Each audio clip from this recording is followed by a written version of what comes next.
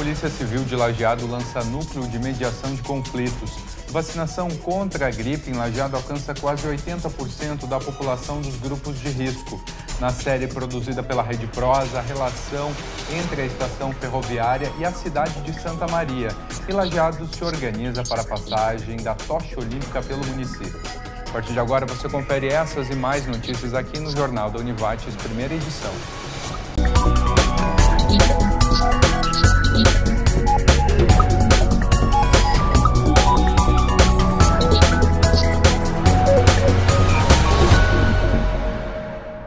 Olá, boa tarde. A malha rodoviária estadual receberá em 2016 560 milhões de reais em investimentos, valor que é aproximadamente 3 vezes maior que o aplicado em 2015. A informação foi confirmada pelo DAER. O montante será destinado para recuperação e pavimentação de rodovias e é referente a programas financiados pelo Banco Mundial, BIRD, e pelo Banco Nacional de Desenvolvimento Econômico e Social, BNDES. Cerimônia de inauguração do Mediar RS reuniu autoridades na tarde de ontem e marcou o início oficial dos encontros de mediação de conflitos para ocorrências de menor potencial ofensivo registradas em Lajeado. Foi inaugurado nesta terça-feira o cartório de mediação de conflitos na Delegacia de Polícia de Pronto Atendimento da cidade. Uma boa prática que surgiu na Polícia Civil e se pretende expandir para toda a instituição. Ela tem o intuito justamente de abarcar determinados aspectos da criminalidade de menor potencial ostensivo em relação à questão da sociedade e soluções de conflito que possam justamente atender um anseio da sociedade e não proliferar o seu conflito, ou seja, pequenos fatos do dia a dia, corriqueiros, em que se possa resolver o conflito sem que isso tenha que gerar um processo no judiciário ou em outro local. A mediação vai ser feita na própria delegacia de Lajeado. O programa Mediar ele é direcionado para as relações chamadas disponíveis, tá? Eles são aplicados em relações chamadas também de continuidade, que são problemas que envolvem pessoas que, embora em algum momento tenham se atritados, acabam mantendo uma certa relação. Por exemplo, atrito entre vizinhos, colegas de trabalho, familiares, que estudos mostram que essas relações, uma vez atritadas, se não tratadas, ocorre o chamado aspiral criminoso. Então, uma pequena ameaça, um pequeno atrito, uma pequena injúria, às vezes leva até a ocorrências de gravidade como homicídios. O serviço de mediação deve prevenir o registro de outras ocorrências. Esse é um projeto piloto aqui, que começa na região aqui em Lajeado, pode se estender às demais delegacias da região. E no sentido é de que, após uma seleção de ocorrências que envolvam pessoas que em um constante conflito, né, possa haver uma intermediação por parte da Polícia Civil, porque há estudos que de uma ocorrência, quando as pessoas estão sempre em conflitos, por exemplo, briga de vizinho, relações interpessoais em que elas, de uma certa forma, coabitam e acabam entrando em relações conflituosas, isso acaba gerando 3, 4 ou mais ocorrências. E, às vezes, até em casos mais graves, a crimes de repercussão. A produção brasileira de etanol bateu recorde em 2015, ao atingir 30 bilhões de litros, um crescimento de 6% em relação a 2014. A constatação é da empresa de pesquisa energética que divulgou o estudo Análise de Conjuntura dos Biocombustíveis no Brasil. Para o estudo, os principais fatores que levaram a esse recorde de produção foram a boa safra de cana-de-açúcar e as medidas governamentais que aumentaram a atratividade do etanol, como a elevação do percentual na gasolina C. A Prefeitura de Poço das Antas abriu edital de processo seletivo para o cargo de agente fiscal, para contratação por prazo determinado de 3 meses, prorrogável por igual período. O edital pode ser conferido no site poçodasantas-rs.com.br, no menu Concursos.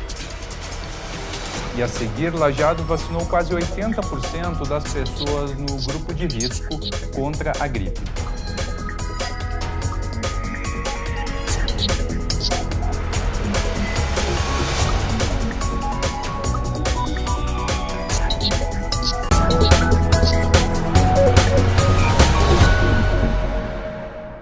Ontem nós falamos sobre a vacinação contra a febre aftosa em Estrela. Santa Clara do Sul também vacina bovinos e bubalinos até o dia 31 desse mês, mas as doses devem ser retiradas na Secretaria de Agricultura, pois nesse ano o município não faz o tradicional roteiro de vacinas. Colinas segue com o roteiro até o dia 28. De hoje até sexta, a ação ocorre na linha Leopoldina.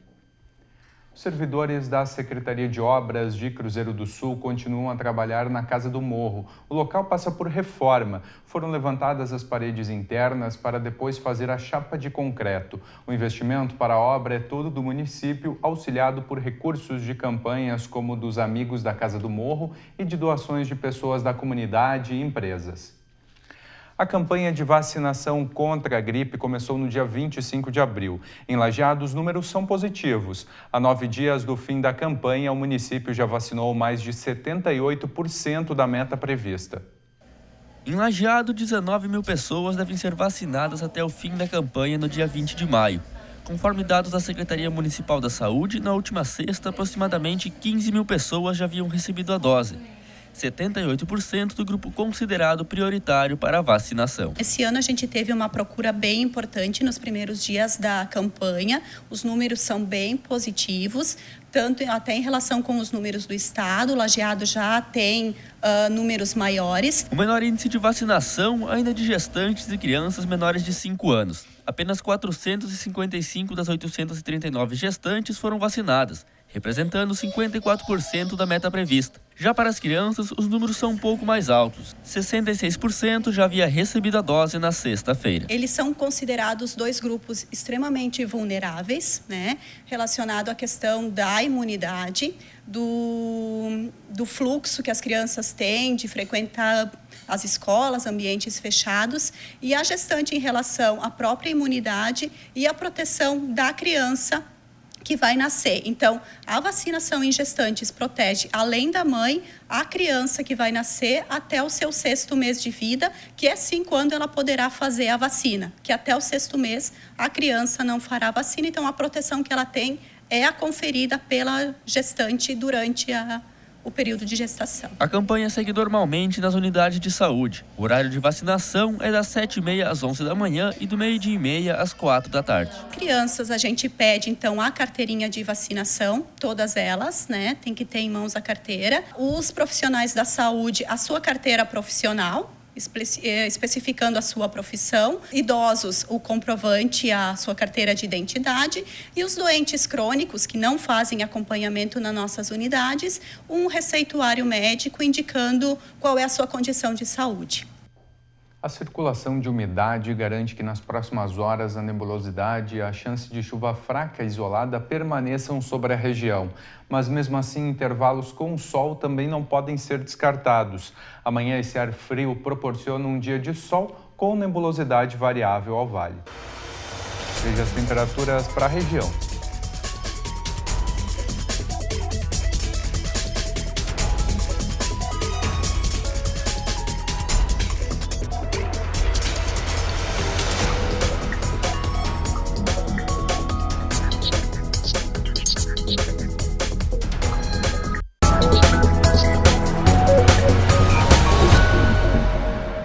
Durante muitos anos, elas possibilitaram reencontros e despedidas, trouxeram desenvolvimento a diversas cidades e contribuíram para a disseminação da cultura e da arte. Em Santa Maria, é impossível falar sobre a história da cidade sem mencionar a estação ferroviária, até porque ela é considerada o maior entroncamento ferroviário da região central do estado. Você conhece agora um pouco dessa história na reportagem da TV Unifra, uma parceira da Rede Prosa.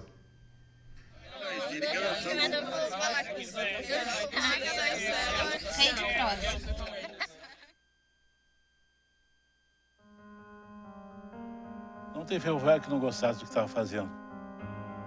Era uma família, Uma família que um trabalhava pelo outro e sempre com alegria.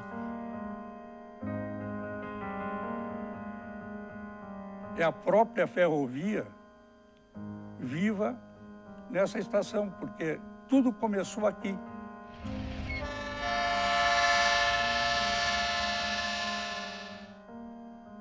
A estação ferroviária foi inaugurada no ano de 1885 e se tornou um marco no desenvolvimento de Santa Maria. O maior entroncamento da região central do estado chegou ao auge entre os anos de 1910 e 1950. Pela ferrovia Santa Maria e Tararé, que ligava a cidade a São Paulo, era escoada grande parte da produção gaúcha.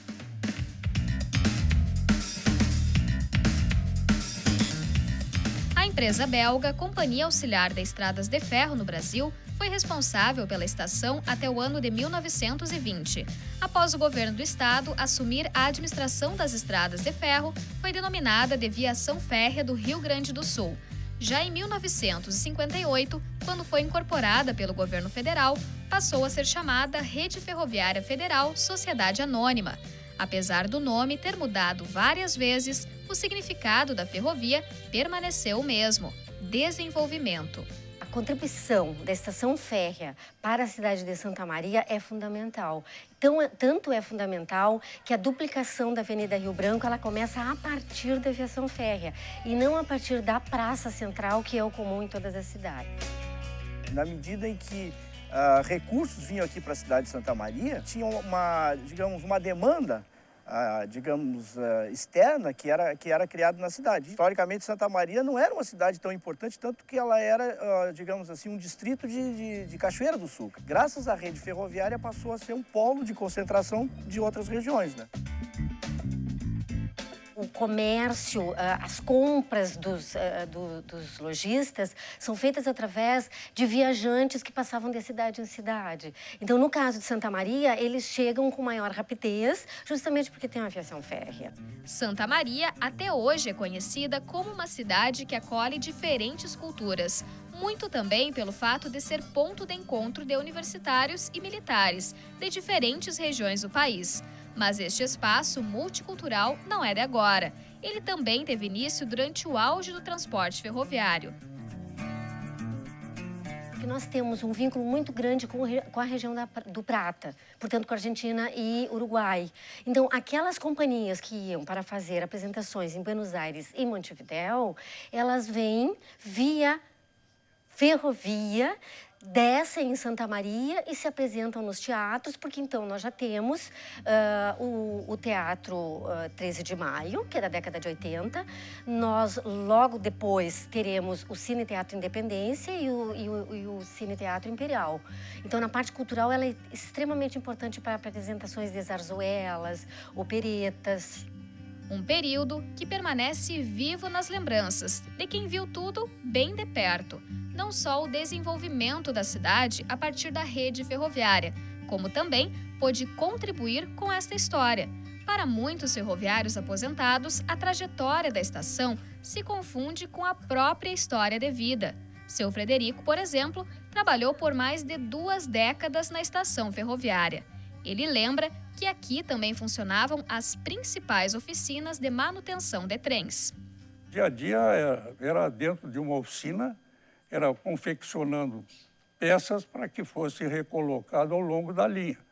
Porque a minha especialidade era em estrutura metálica. Era a estrutura para que fosse colocado nas pontes para que o trem ou passasse por cima. Aqui existiam as oficinas que faziam a recuperação do material para as locomotivas. Quem também recorda com saudade esta época é o seu Vitor. Ele trabalhou como agente da estação e durante 15 anos morou na Vila Belga. O conjunto habitacional, que existe até hoje, foi construído entre os anos de 1901 e 1903, para os técnicos da viação férrea. O agente da estação é o mesmo que cigano. Ele ficava um pouco em cada estação, então ele andava por toda a estação de todo o Rio Grande do Sul, a gente andou em a maioria das estações a gente teve. Então isso aqui para mim é uma nostalgia. E até hoje, eu passo por aqui porque eu sou responsável por um pequeno acervo que nós temos aí, tem uma Associação dos Amigos Ferroviários, que nós temos uma peça aqui na estação, e a qual a gente se reúne e tenta resgatar alguma coisa da memória da nossa ferrovia.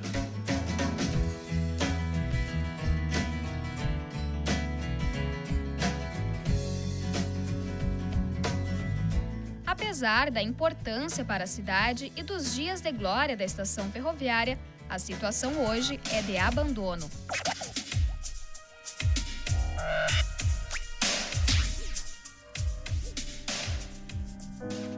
local, que antes era símbolo de progresso econômico, agora abriga vagões sucateados, alvos de pichação e vandalismo. Lamentável até que esse investimento em transporte ferroviário tenha sido interrompido, sobretudo com os governos militares, né, que optaram por um outro tipo de malha, que seria a malha rodoviária, que a gente sabe que é muito mais onerosa, né, muito mais cara, exige muito mais manutenção e que é em desacordo, inclusive, com o que acontece em outros países de proporções geográficas, né, territoriais, né, melhor dizendo, do tamanho do Brasil. Com a política de privatização em 1997, a estação da Gare passou a ser administrada pela Prefeitura de Santa Maria. Desde 2012, existe um projeto que prevê a revitalização de um dos principais cartões postais da cidade. Porém, até agora, ele não saiu do papel. A estação ferroviária, olha o estado que ela está. Recuperasse a parte histórica, estrutural da ferrovia, seria a maior homenagem para o Ferroviário de Santa Maria. Esta imagem que Santa Maria tanto merece, porque foi através daqui que hoje é a cidade que é. Ela teve um começo e esse começo foi aqui.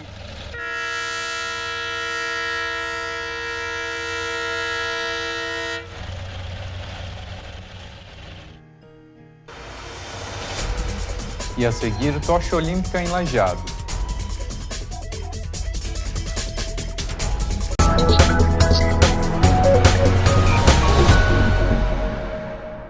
Iniciou essa semana o trabalho de recadastramento imobiliário de Arroio do Meio. O serviço atende a pedidos do Tribunal de Contas da Câmara de Vereadores. O objetivo é atualizar o cadastro imobiliário do território urbano dos bairros e distritos para mapear e criar o banco de dados digital. No dia 22 de maio, acontece em Teutônia a terceira rústica de maio. A prova começa às 8h30 da manhã. As inscrições vão até segunda-feira e estão no segundo lote. O custo é de R$ 40 por pessoa para a corrida de 5 quilômetros. Para a corrida infantil e caminhada, a inscrição é de graça. As inscrições podem ser feitas na prefeitura. No final do mês de abril, em cerimônia em Atenas, a tocha olímpica foi entregue oficialmente às mãos do comitê organizador dos Jogos Rio 2016. Ela passa por mais de 300 cidades brasileiras até chegar ao estádio do Maracanã, no Rio de Janeiro, no dia 5 de agosto, para a cerimônia de abertura dos Jogos. Antes disso, no dia 5 de julho, é a vez de Lajeado receber esse símbolo olímpico. Em cada município, a tocha olímpica vai ser conduzida por pessoas selecionadas pelo Comitê Rio 2016 e vem sendo divulgadas ao longo desse mês. Somados às cidades por onde vai passar a tocha, serão 12.000 condutores. Cada um deve conduzir a chama por 200 metros, mas essa distância pode variar de acordo com a condição do condutor. Essa é a segunda vez na história que o país recebe o revezamento. A primeira foi em 2004, no Rio de Janeiro, quando o tour era mundial.